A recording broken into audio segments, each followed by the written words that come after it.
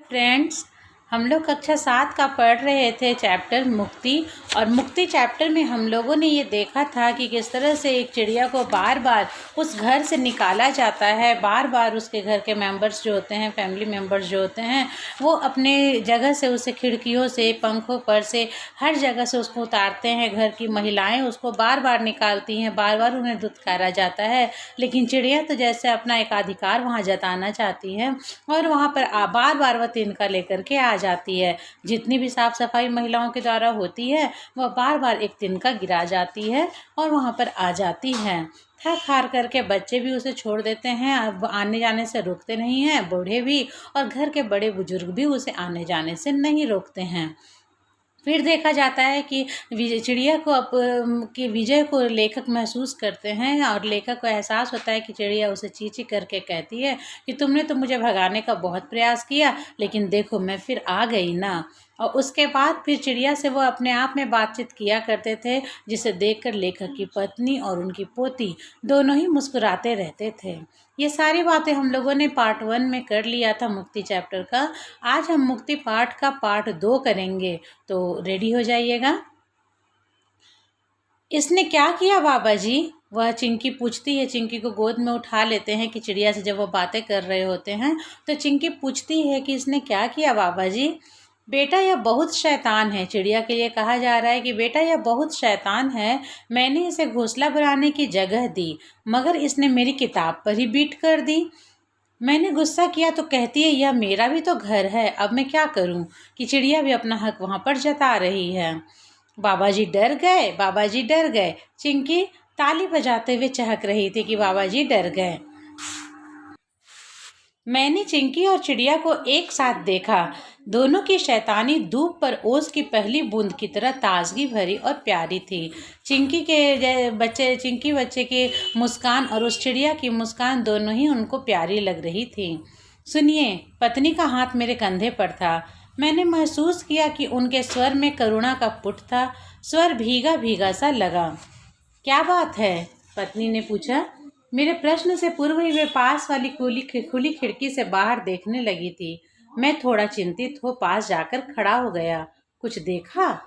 अभी भी समझ में नहीं आ रहा था कि पत्नी खिड़की से बाहर मुझे क्या दिखाना चाहती थी। थोड़ी झुंझलाहट भी हुई। बोला, क्या बात है, बताओ। वह जो असरानी के घर की बंद खिड़की देखते हो ना, उस पर नजर गड़ाओ, देखो तो जरा ध्यान से। पड़ोस में कोई असरानी जी रहते हैं। उनकी बंद खिड़की को की ओर इशारा करके लेखक की पत्नी उन्हें दिखाना चाह रही है कुछ। पत्नी सामने वाले फ्लैट की बंद खिड़की की ओर बराबर देख रही थी। खिड़की पर शीशा लगा हुआ था। शीशे की इस ओर फ्रेम पर टिकी हुई एक चिड़िया थी जो शीशे पर बार बार चोंच मार रही थी। चोंच मारते समय चिड़िया का संतुलन बिगड़ जाता था। वह पंख फैला स्वयं को संतुलित करती और फिर शीशे पर चोंच से प्रहार करती। उस छोटी सी चिड़िया की एक्टिविटी को लेखक की पत्नी देख रही थी और अब लेखक भी उससे देख रहे थे।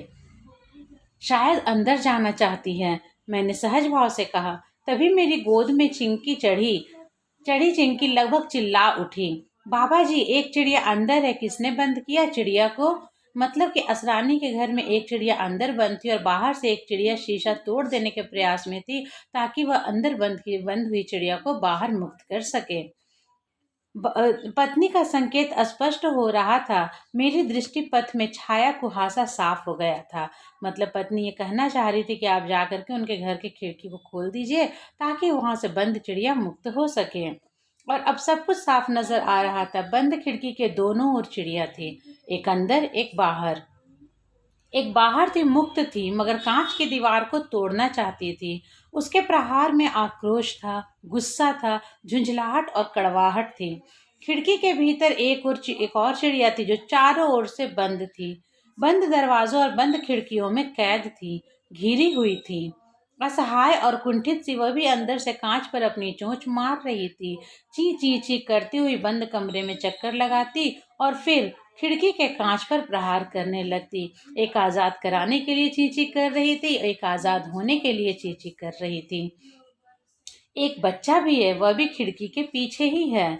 पत्नी की आंखों में करुणा तैरने लगी थी। उन्होंने भारी मन से खिड़की से आंखें हटा ली। सुनो, यह असरानी परिवार यदि 15 दिन नहीं लौटा तो चिड़िया और उसका बच्चा 15 दिन यूं ही बंद रहेंगे। ये तो मर जाएंगे। मगर जाती बार असरानी को भी तो देखना चाहिए था ना, कि जब वो जा रहे थे तो देखना चाहिए था कि अंदर कहीं कोई कुछ बंद तो नहीं है। चिड़िया को बंद कर भाई ऐश करने चला गया। देखो ना कितनी बावली हो गई है। अंदर चिड़िया और उसका एक छोटा सा बच्चा दोनों उतावले हो रहे हैं बाहर आने के लिए, मुक्त होने के लिए। मुझे कोई रास्ता नजर नहीं आ रहा था। चिड़िया बदहवास हो अंदर चक्कर लगाती, ची ची करती और फिर बंद खिड़की के कांच पर चोंच मारने लगती। खाने को दाना भी ना होगा और साथ में बच्चा। अपने बच्चे का पेट कैसे भरे, अपना पेट कैसे भरे, कैसे वो आज़ाद हुए, चिड़िया के इस संघर्ष को लेखक और लेखक की पत्नी अपने घर से देख रहे थे। खिड़की के बाहर शोक और दहशत में डूबा चिड़ा था कि बाहर उस चिड़ा भी बाहर में था और वह भी चाह रहा था कि उसका परिवार मुक्त हो जाए। बाबा जी चिड़िया को निकालिए ना, चिंकी मचल रही थी। पत्नी की पीड़ा घनीभूत हो रही थी और मैं किंग कर्तव्य विमूढ़ होता जा रहा था। किंग कर्तव्य विमूढ़ का अर्थ होता है क्या करे क्या ना करे। ये चिड़िया भी घरों में क्यों जाती है, अब हम क्या कर सकते हैं। तभी बुक शेल्फ पर बैठी चिड़िया ची ची कर उठी, जैसे कि वह भी अपना मंतव्य देना चाह रही हो। तो लेखक के घर में जो चिड़िया थी वह भी ची ची करने लगी। मैं चिड़िया के इस स्वर से आकंठ डूब गया। सारा शरीर झंझना उठा। बार बार पत्नी के शब्द याद आने लगे। यदि 15 दिन असरानी परिवार नहीं लौटा तो इस तो के जवाब में बुकशेल्फ में घर बना पसरी चिड़िया बराबर चींची कर रही थी। वह भी जैसे इंसानों की भाषा को समझ रही थी और वह चाह रही थी कि कहीं ऐसा ना हो कि 15 दिन तक वो बंद रहे कमरा और चिड़िया अंदर बंद रहे। 2 दिन अपनी अर्थहीन व्यस्तताओं के बीच यह सब कुछ भूला रहा। मगर 2 दिन बाद उस शाम जैसे ही घर लौटा सभी ने मुझे पकड़ लिया। पत्नी लगभग रुआंसी हो चली थी। बोली, यह पाप है, अभी यह देखा नहीं जाता। अभी वे कांच की दीवार पर सिर पटक रही है कि 2 दिन तक जो उसका संघर्ष जारी था वह छोड़कर न चिड़ा जा रहा था न चिड़िया उस खिड़की से हट रही थी। चिड़े की तो चोंच भी जख्मी हो चुकी थी। कुछ करना होगा अभी और इसी वक्त करना होगा। चिंकी ने मेरे दोनों हाथ थाम लिए थे और मचल रही थी, बाबा जी छुड़ाइए ना, चिड़िया को बाहर लाइए प्लीज बाबा जी। और छोटी सी बच्ची में भी हृदय विदारक करुणा जाग उठी थी। मेरे चारों ओर मेरा परिवार जमा था। पत्नी, बच्चे, बहुएं, पोते पोतियां और सब एक ही चीज दोहरा रहे थे, इसे बचाइए। मैं अपनी खिड़की से झांकता हूँ, सामने वही बंद खिड़की। खिड़की के अंदर थकी हारी भूखी प्यासी सहमी हुई चिड़िया जो रह रहकर कांच पर चोंच मार रही थी। पास में छोटा सा बच्चा सहमा सहमा टुकुर टुकुर देखता सा। कभी चिड़िया बच्चे को चोंच से अपनी चोंच मिलाकर चींची करती हुई उसे धीरज बंधाने की कोशिश करती और फिर कांच पर प्रहार करने लगती। बाहर चिड़ा घबराया हुआ लगभग परास्त कांच पर लगातार प्रहार कर रहा था। दोनों ओर संघर्ष जारी था। 2 दिन का संघर्ष, भूखे प्यासे।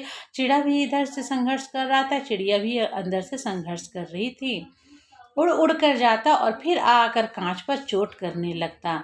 वह अपनी मादा चिड़िया की चोंच से अपनी चोंच मिला उसे भरोसा दिलाना चाहता था कि वह हिम्मत ना हारे, वह जरूर सफल होगा। परंतु दोनों की चोंच के बीच कांच की दीवार थी। मुझे लगा कि चिड़िया जरूर मर जाएगी। कितनी थक गई है, कितनी घबराई हुई है। इस ऐसे कंडीशन में जब कोई अंदर बंद हो और बाहर से कोई उसे छुड़ाने की चेष्टा कर रहा हो तो हम इंसानों की भी हिम्मत डोल जाती है। लेकिन ये चिड़िया 2 दिन से संघर्ष कर रहे थे और अब शक्ति नहीं रही है और इस चिड़िया के साथ इनका बच्चा भी मर जाएगा और इस हादसे को चिड़ा भी बर्दाश्त नहीं कर पाएगा। मैं क्या करूं, मैंने मन ही मन सोचना शुरू किया। ऐसे में घोंसले से फुदकती हुई चिड़िया बाहर निकल किताबों पर बैठ गई। ची ची ची ची, अभी भी गुस्सा हो, बचाओगे नहीं, बोलो बोलो बोलो। जैसे वह ची ची करके लेखक से बोल रही है कि बोलो, अभी भी तुम मुझसे गुस्सा हो, क्यों नहीं बचा रहे हो उसे। इस बार लगा कि चिड़िया का स्वर बेहद कातर है और यह स्वर मुझे ऊपर से नीचे की तक चीर कर रख देगा। मैं अपने छोटे बेटे जयदीप से कहता हूँ, चलो छत पर चलो, उसे बचाने का प्रयास किया जा रहा है। पूरा घर छत पर था। मैंने जयदीप के हाथ में एक पत्थर देते हुए कहा, तोड़ दो खिड़की की कांच, अब और तटस्थ नहीं रह सकते। तटस्थ मतलब कि बिल्कुल किसी तरफ कुछ ना बोलना। एक क्षण में खिड़की का कांच टूट चुका था। कांच टूटते ही चिड़िया ने विस्मय से चारों ओर देखा और फिर एकदम आकाश में उड़ने लगी। एक लंबा चक्कर आकाश का लगा, वह फिर खिड़की की चौखट तक गई, वहां अपने बच्चे के साथ चोंच मिलाई और उसे लेकर फिर आकाश के विस्तार में तैरने लगी। देखते देखते चिड़ा भी इन दोनों के साथ उड़ान भरने लगा। मुक्ति का संघर्ष, मुक्ति की हवाएं, मुक्ति का आकाश क्या और कैसा होता है, यह दरअसल पहले मुझे मालूम नहीं था। अपने कमरे में लौटा तो चिड़िया चहचहा रही थी, ची ची ची ची। अच्छा किया, अच्छा किया। मुझे एहसास हुआ कि इस ची ची ची में भी मुक्ति की मिश्री घुली हुई है।